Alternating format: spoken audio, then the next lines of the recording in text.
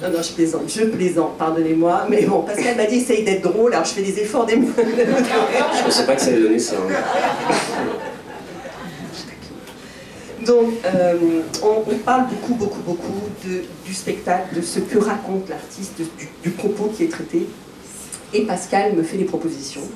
Et ensuite, il y a toute la mise en œuvre donc, de la réalisation. Et là, peut-être que je pense que tu peux reprendre la parole. Non, ok, ah ben...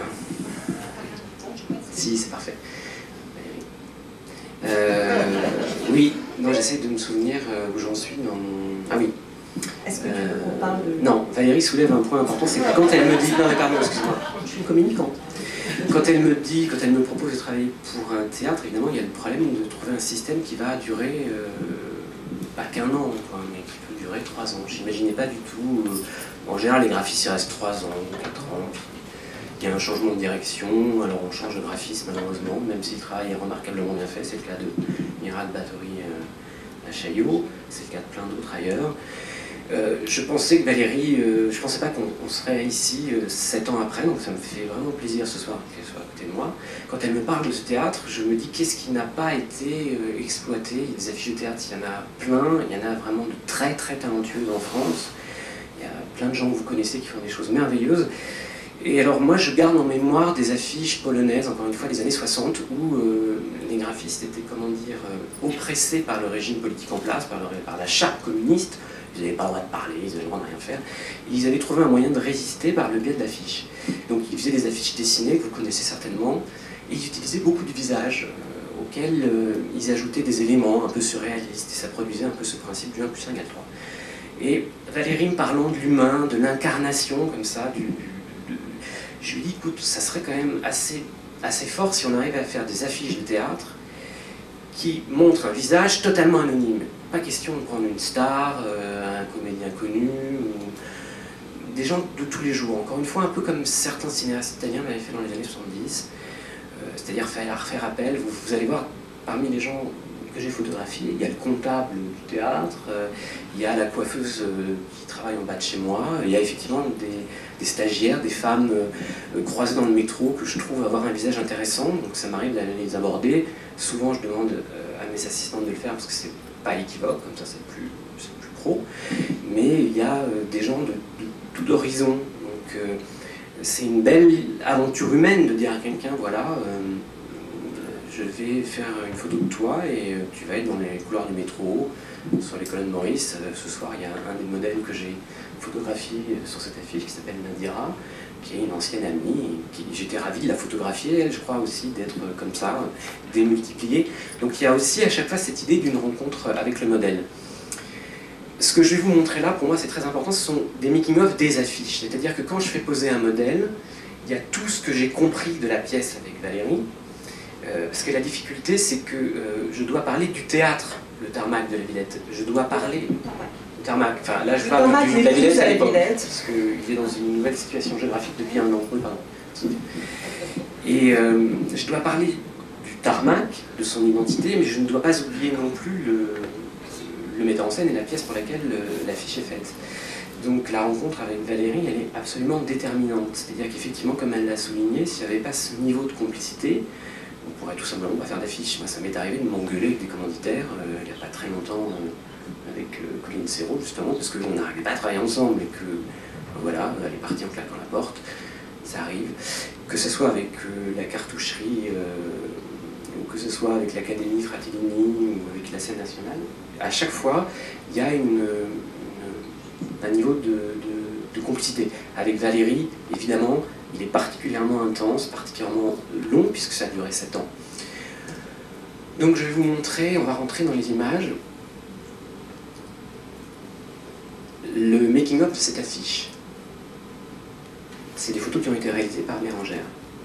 Alors, cette jeune femme est malienne, je sais plus, c'était pour un spectacle qui s'appelait Africa, c'est ça? Vous allez voir, on avait décidé de travailler sur l'image de Icare qui chute, d'un personnage qui a des plumes qui volent et puis comme ça qui est propulsé vers le sol, vers la mer. Donc j'avais proposé à Valérie ce visage qui est une coiffeuse qui travaille en bas de mon atelier. J'ai un atelier à Barbès, à Paris, dans le 9e. Elle avait un visage comme ça qui me semblait incroyablement plastique, statuaire presque. Donc on sélectionne des plumes, on sélectionne un fond de couleur, on va fabriquer des objets. Les choses sont minutieusement agencées, très souvent par Laetitia qui travaille avec moi et qui fait beaucoup de choses. On va poser les plumes sur un petit support en plastique, on va peindre le support de la couleur de la peau du modèle. Alors pourquoi je fais ça? Là, ça a une raison très simple, c'est que quand le modèle arrive, qui n'est pas professionnel, c'est-à-dire cette fille elle est coiffeuse, donc elle se retrouve dans un studio de prise de vue, le fait qu'il y ait un accessoire, que je lui fasse porter un costume, c'est déjà une partie de son rôle qui s'amorce, quoi. C'est-à-dire que, un peu comme un comédien au théâtre à qui on donne un costume et qui va tout d'un coup être aidé dans son rôle, je procède un peu de la même façon. Je fais en sorte que, voilà, là on est parti un peu vite. J'ai été perturbé par la sonnerie de téléphone. Je comprends qu'il faut couper les portables. Voilà. Donc après, évidemment, moi j'utilise des outils numériques. Je travaille avec un laboratoire numérique qui s'appelle Janvier, avec qui je travaille sur toutes mes images. On travaille avec des infographistes qui vont venir compléter les retouches. Mais 90% du travail est fait dans la matière, dans la réalité, et le modèle va tout d'un coup glisser dans une installation, et elle va comme ça tout d'un coup habiter le rôle qu'on va lui demander de tenir pendant le temps d'une séance de prise de vue. Voilà. Non, juste, je voulais revenir sur une chose, parce que tu dis commanditaire, et je disais, j'aime pas tellement ce terme, parce que j'ai l'impression que ça déborde très largement de ce cadre-là. Je dirais presque, je sais pas, que nous sommes comme des producteurs, je dirais. Comme nous produisons des spectacles, c'est-à-dire un metteur en scène, un chorégraphe vient nous voir en nous disant on veut monter telle pièce, et on va accompagner la création, c'est-à-dire vraiment la naissance de la création et jusqu'à ce qu'elle existe, en lui donnant vie. J'ai un peu le sentiment que nous sommes les producteurs avec toi nous sommes les coproducteurs de cette affiche. Voilà, ça c'est peut-être la première chose. C'est très beau, on peut dire ça, je suis d'accord. Moi aussi, comment dire, c'est pas beau. Et non, mais compte tenu du type de...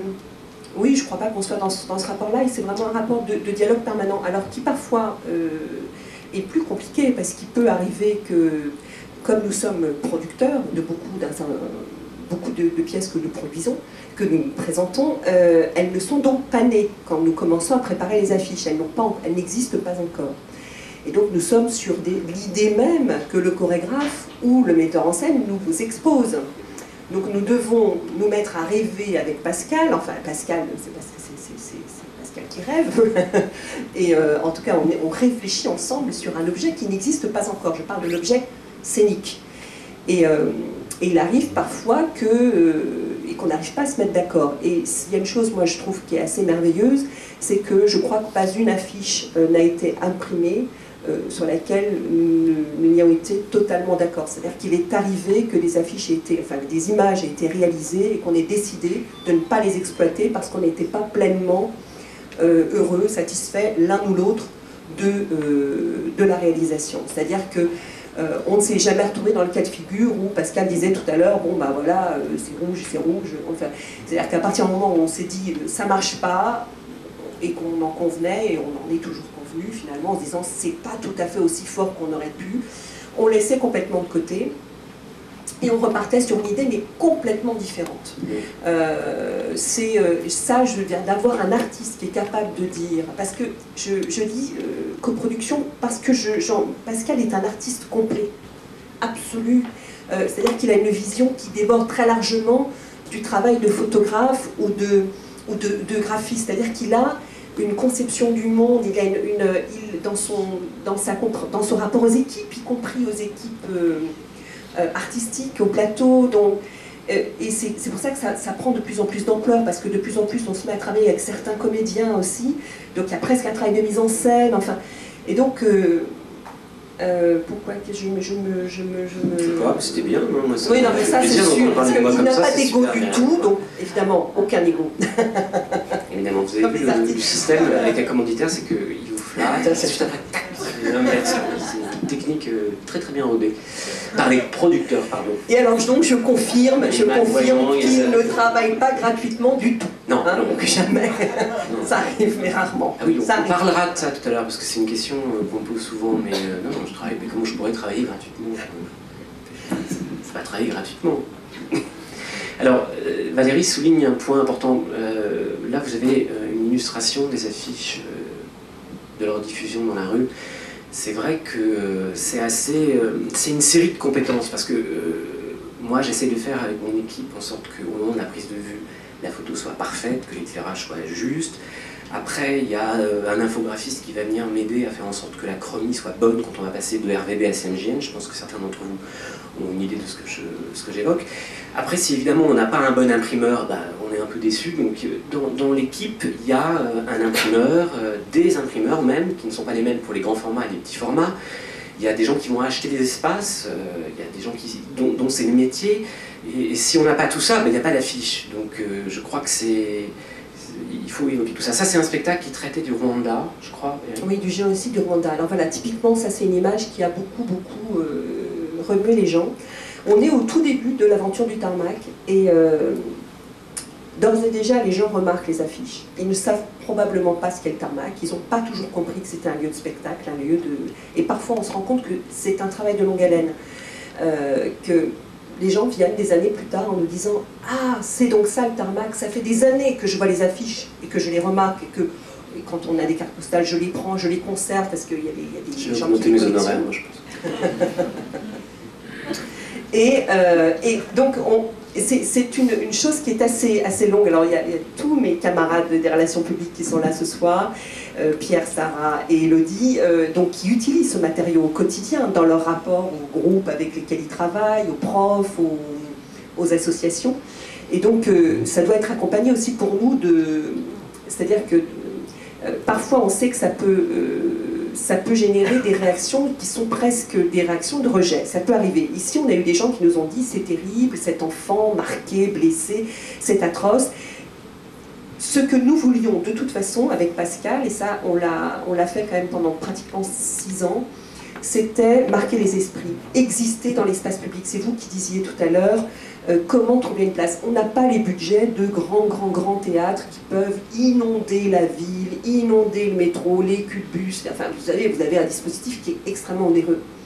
Donc l'enjeu pour nous était d'être visible, immédiatement identifiable, tout de suite reconnaissable en disant tiens, c'est le même, qu'est-ce qui se passe, c'est les mêmes, et de ressortir je dirais, de ce magma d'images qui nous submerge à longueur de temps. Je crois que ça, c'est un pari qui est absolument réussi. Alors parfois, il y a une image, je ne sais pas si tu vas la présenter, l'image de Bambi, elle est noire mais elle est belle, de Maïmona Gueye.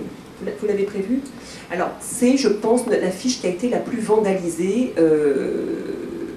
de toutes nos affiches. On a eu énormément d'appels en disant, parce que l'auteur qui est sénégalaise avait écrit « Bambi, elle est noire mais elle est belle », ça racontait son histoire, l'histoire de son mariage avec un homme français d'origine, et français gaulois au sens où français blanc, et sa belle-mère la présentant en disant « Voilà, c'est ma belle-fille, elle est noire mais elle est belle ». Et donc elle en avait fait le titre de son spectacle. C'était un choc absolu pour les gens qui voyaient l'affiche, et l'affiche c'était Maïmona Gueye, qui est cette comédienne qui est absolument sublimesque, une espèce de créature comme ça formidable, qui est très remarquable, et qui est donc avec des traces comme ça de doigts qui la blanchissaient, si vous voulez. Et donc elle avait la moitié du torse blanc, la moitié du torse noir, et elle avait comme si on avait essayé de la blanchir. Et ces affiches ont été vandalisées, les gens disant c'est une honte, on avait des appels, il y a des... Expérience d'affiches de films, où on nous projetait les films dont il fallait faire les affiches, on nous projetait les films en salle, il y avait 5-6 affichistes et on nous projetait le film. C'est la pire expérience que j'ai eue, parce que après je ne fais plus que de l'illustration de ce que j'ai vu. Une affiche, par principe, elle est vue par des gens qui ne connaissent strictement rien du spectacle. Ils vont lire bande touche, tarmac de la Villette, les dates. Ils vont se douter que c'est un vague rapport avec l'Afrique, ce qu'il y a le continent africain, qu'on parle peut-être de sport et que c'est peut-être un peu péchu et encore... enfin bon. C'est-à-dire que j'essaye de me mettre dans la position du piéton sur un boulevard parisien, ou dans la position d'un type dans le métro qui va tout d'un coup croiser une image et qui va être arrêté par l'image. Donc je refuse de voir quoi que ce soit du spectacle. Par contre, je parle évidemment, comme elle le disait Valérie, beaucoup avec elle de ce que va être le fond du parti pris du metteur en scène ou du chorégraphe. Ça d'ailleurs, c'est une affiche qu'avait repris Anne-Marie Fèvre dans un article de Libération que je trouve elle avait titré Oui, c'est ça. Enfin, peu importe. J'aime beaucoup cette affiche. Là, on la voit aussi dans le métro. Oui.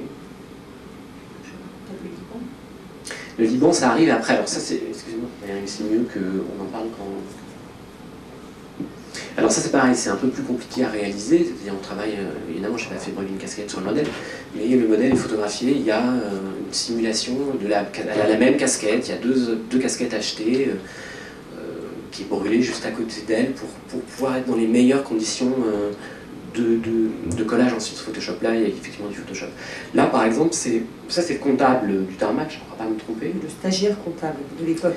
Voilà. J'ai commandé un saxophone qui est arrivé, donc un saxophone pas très cher, évidemment, j'ai pas pris un truc... et on l'a meulé, scié, et on a collé tous les morceaux entre eux, et donc il avait comme une coiffe sur le crâne.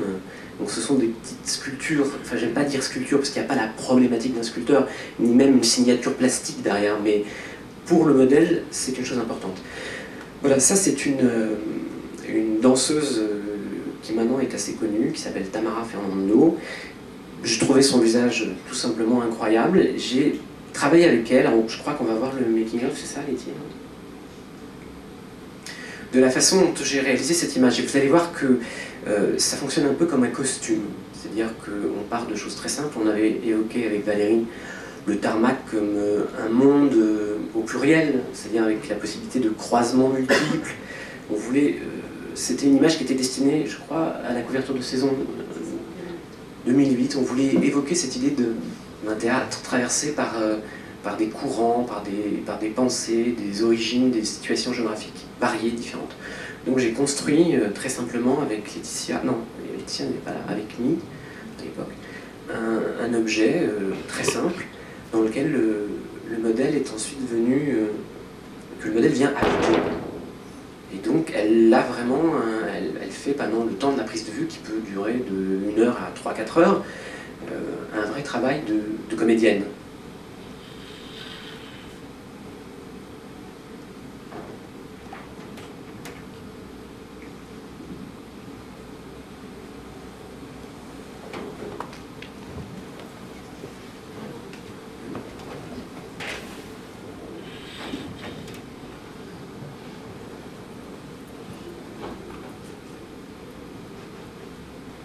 Alors évidemment, si je fais ça, c'est pas parce que pour moi c'est beaucoup plus simple que d'utiliser Photoshop. Enfin, c'est-à-dire je ne pourrais pas obtenir ça, il me faudra un temps fou, il faudrait que je photographie chacune des planètes qui étaient des tailles crayon au départ, il faudrait que je photographie chacun avec des éclairages différents. C'est presque beaucoup plus simple de réaliser l'objet et de faire participer le modèle. Et vous allez voir, elle va évidemment adopter une attitude, une position, un port de tête qui va donner tout son sens. Alors généralement, enfin depuis peu d'ailleurs, Valérie participe aux séances photo. Elle vient à l'atelier, elle vient pour qu'on soit d'accord sur les expressions du modèle. Parce que c'est arrivé assez souvent que je privilégie une expression qui n'est pas... sur laquelle on n'était pas d'accord. Que moi je trouvais peut-être très intéressant parce qu'il y avait une sorte de mélancolie dans le regard du modèle que Valérie trouvait trop mélancolique. Donc, bon, alors ça, pour en toucher sur Photoshop, c'était impossible. Donc je crois que là, on coopère, on est sur certaines prises de vue un peu complexes. Voilà, ça c'est l'affiche dont parlait tout à l'heure Valérie. Elle est noire,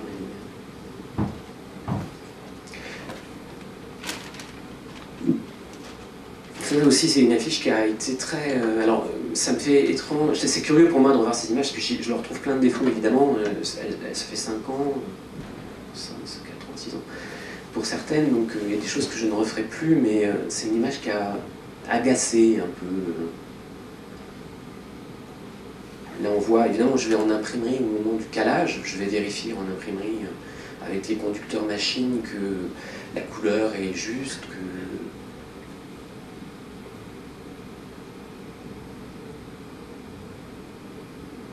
Parfois, il y a des diptyques, ça c'était une campagne, je ne me souviens plus du propos. De production du même auteur, Gustave Acasco, dont je vous parlais tout à l'heure, et donc à la fois on produisait une comédie de ce jeune auteur, et en même temps nous faisions la création d'une pièce plus plus sombre. Et donc on communiquait ensemble sur ces deux pièces, se présentaient conjointement. Voilà. Un petit marquis maquillé par Bérengère, une fois maquillé, une fois... Alors voilà, des fois il y a des choses un peu compliquées à faire. Ça, c'était... Punchien, donc c'est une danseuse cambodgienne qui parlait de ses racines, en fait, qui racontait en fait la fuite du Cambodge, le génocide Khmer Rouge. Et Pascal était parti plutôt sur l'idée des racines. On a, je sais plus, l'assistante avec laquelle je travaillais n'est pas là, mais à l'époque, mais on a été chercher, je sais pas quel arbuste, je sais plus ce que c'était, enfin donc vert pour que les racines soient fraîches. On les a dépotées, il y avait une quantité de terre incroyable. Parfois c'est un peu délirant dans l'atelier, je me dis mais on peut pas faire autrement, c'est-à-dire j'aurais jamais pu réaliser ça sur Photoshop, ou alors évidemment là vous avez une très mauvaise, c'est du 72 dpi, je crois, la résolution de l'écran. Non, enfin, parce que, ouais, c'est pas, il n'y a pas un piqué incroyable. J'ai amené des affiches, parce que c'est toujours très frustrant pour moi de montrer mon travail par le biais d'une projection. C'est comme parler d'un livre en le présentant à l'écran. Un livre, ça se touche, ça se feuillette, ça a un poids, une densité. Une affiche, c'est la même chose. Je suis amoureux de ce support. C'est vraiment fait avec une trame, une qualité de trame sur un papier. Donc, j'ai décidé d'amener les affiches du tarmac ici, pour que certains d'entre vous puissent peut-être les voir après. Vous verrez qu'elles sont très piquées, il y a un souci de reproduction, donc travailler avec Photoshop serait presque ridicule. Donc, ça se verrait, ça serait grossier, et là pareil, c'est des installations qui sont faites de toutes pièces. Alors ça c'est pas justement, non, voilà, je pense que je cherche avec Valérie une image précise. Voilà, vous avez compris le... Ah si, il y a ça, il faut que j'en parle. Il m'est arrivé d'être censuré à l'étranger. En France, ça m'est arrivé une fois, et pour cette affiche. C'est-à-dire, c'était la Comédie Indigène. La Comédie Indigène, c'est d'ailleurs une pièce que vous allez pouvoir voir très bientôt. Alors, je ne fais pas exprès, mais puisque tu me tends le... au mois de janvier au Tarmac, qui désormais est situé avenue Gambetta dans le 20e. La Comédie Indigène, en fait, est une pièce qui traite des réminiscences de la pensée coloniale aujourd'hui. C'est-à-dire que, quoi qu'on en dise, beaucoup le disent, mais tout ça c'est dépassé, aujourd'hui ça n'existe plus, eh bien, hélas, loin s'en faut, je peux vous dire qu'il continue d'exister dans l'esprit de la majorité des Français. Des préjugés qui sont l'héritage d'une pensée coloniale. Et donc Lotfi Achour, le concepteur de ce spectacle, qui est tunisien, a fait un énorme travail de recherche. Il est allé chercher à la fois aux archives nationales des documents qui étaient remis par exemple à l'ensemble des fonctionnaires qui partaient travailler aux colonies, et il y avait un texte absolument incroyable qui apparaît d'ailleurs, qui est pas mal beaucoup traité dans la pièce de Lotfi, qui s'appelle « L'art d'aimer aux colonies », d'un docteur qui avait signé donc Jacobus X. J'aurais bien rajouté le bien nommé, parce que c'est totalement pornographique. Au-delà de la pornographie, non, c'est pas pornographique, c'est simplement une incitation finalement à abuser de ce qu'on appelle les indigènes, si vous voulez, en toute impunité. Et alors vous avez donc une pseudo-étude scientifique qui raconte la couleur des muqueuses, du sexe de la femme malgache, de la taille du sexe de l'arabe, la taille du sexe évidemment du nègre, évidemment. Toutes choses qui sont bien restées dans l'esprit français, hein. Donc le fameux sexe surdimensionné des Noirs, il y a eu bien des livres qui ont été écrits là-dessus. Et donc je raconte tout ça à Pascal, entre autres, dans tous les sujets. Pascal me dit, donc, et ça parle de la prédation qu'il y a eu pendant toute la colonisation des colons sur les colonisés, de la prédation sexuelle. Et Pascal me dit, faisons une affiche qui parle de ça, donc bleu, blanc, rouge, 3 sexes d'hommes sur la tête d'un homme complètement halluciné, obsédé par cette histoire. Et cette affiche a été censurée, nous n'avons jamais pu l'utiliser. Et donc, nous sommes repartis. Alors cette fois-ci, ce n'était pas un désaccord entre nous, mais c'était bien l'impossibilité de l'afficher dans le métro. Et nous sommes repartis sur une affiche qui est tout à fait différente, que vous verrez peut-être. L'image a été censurée et ensuite éditée par la ville de Fontenay, par le biais de Philippe Chat, qui a trouvé effectivement assez drôle d'éditer une affiche qui a été censurée. Donc, il y a un bureau de vérification de la publicité qui s'appelle le BVP, qui a été créé dans les années 80, et qui est censé qui est censé, excusez-moi pour la pause, qui est censé contrôler les images qui sont dans le métro. Et là, ils ont donné un avis effectivement défavorable à cette image. Donc ça a été assez compliqué à faire, ça, parce qu'il a fallu trouver des... Il faut savoir, quand même, pour la petite histoire, que ce qui posait problème n'était pas tant la forme des objets qui étaient sur la tête de Edir Saïdi, puisqu'il s'agit d'Edir qui est un comédien qui travaille régulièrement avec nous, donc pas l'idée du sexe, de la verge, mais bien l'idée du bleu-blanc-rouge, je tiens à vous le dire. Et donc c'était le bleu-blanc-rouge qui posait problème et non pas le sexe. Vous savez bien que tout ça me pose. Oui. Alors, impossible d'associer le bleu-blanc-rouge avec une verge masculine, ça c'était pas possible.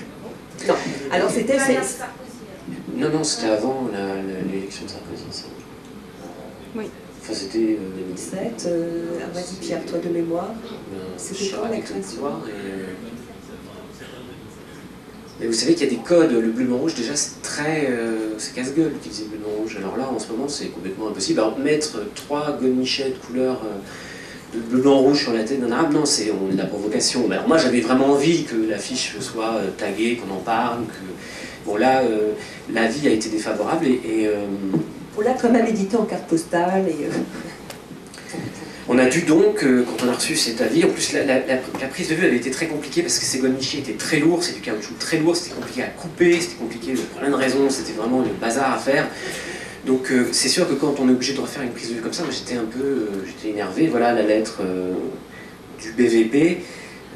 On en parlait beaucoup dans les années 80, fin des années 80, 90 du BVP. Je ne sais pas ce qu'ils sont. Non, ça doit être une association de 3-4 personnes qui s'amusent de temps en temps à dire non, un truc. Je ne sais pas si vous avez le temps, si vous arrivez à le lire. Et donc, évidemment, ça n'apparaît pas. Hein. Ici, ils vous disent donc 3 phallus en érection ou godemichés de couleur bleu, blanc, rouge. Ce visuel est de nature à choquer la pudeur du public et paraît non conforme aux exigences de décence et de respect de la dignité des personnes. Article 3 du décret du 27 mars 1992, disposition générale concernant la publicité. Nous devons vous en déconseiller l'utilisation. Nous vous remercions de votre démarche. Voilà. Puisque, en fait, on leur a demandé de nous produire quand même un petit texte. Pourquoi on ne pouvait pas l'éditer, et la raison qui nous a été donnée en fait c'était vraiment mais de façon orale et pas du tout écrite. Donc voilà, ça c'est l'image qu'on a créée tout de suite après avec Pascal, enfin Pascal a, mais sur le fait de détourner l'image bananière. Voilà, on avait été obligé de repartir sur une piste totalement différente et on a réalisé... Participe à l'imaginaire colonial évidemment, comme ouais. vous le savez.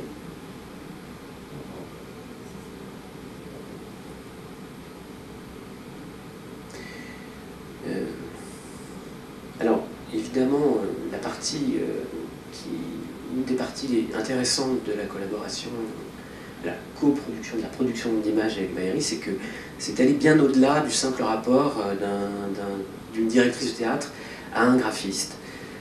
Puisque, voilà, là on est en 2006, Valérie, tu vas dire un mot, je pense que c'est mieux que je... Alors en 2006, au mois de juin, vous voyez, du 20 juin au 1er juillet, nous accueillons pour la première fois un artiste libanais qui s'appelle Haïssam Boukhaled, qui est un metteur en scène de très très grand talent et qui a fait ce spectacle qui s'appelle Marche, comme un ordre militaire, et qui en fait traite de la guerre. Quand on est libanais et qu'on a vécu enfin, 25 ans de guerre civile, on a un peu du mal souvent à traiter d'autre chose que de la guerre. Mais en l'occurrence, il fait un spectacle très inspiré de Cantor, je ne sais pas si vous connaissez peut-être ce créateur, qui est une pure merveille et qui traite de l'absurdité de la guerre, qui est d'une très grande poésie.